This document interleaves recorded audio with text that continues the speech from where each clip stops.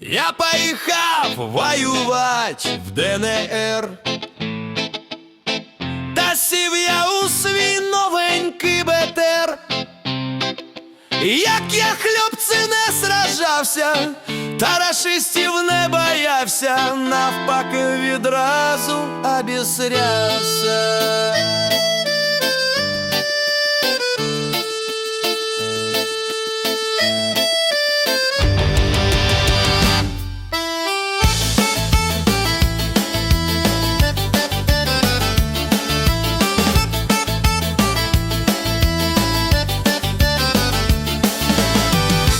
Потім в контрнаступ ми пішли, там велику перемогу здобули.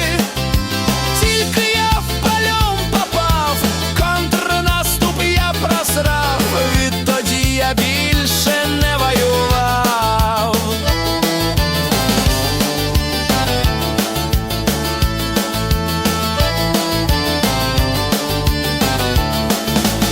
У москальському полоні все путем, ми гороховую кашу там жуем. Я той каші обіжрявся, быть послушним я старався, и от этого я тоже обісрявся.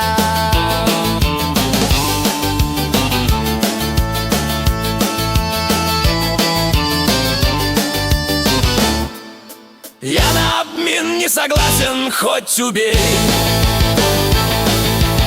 Там на родине я получу дюлей,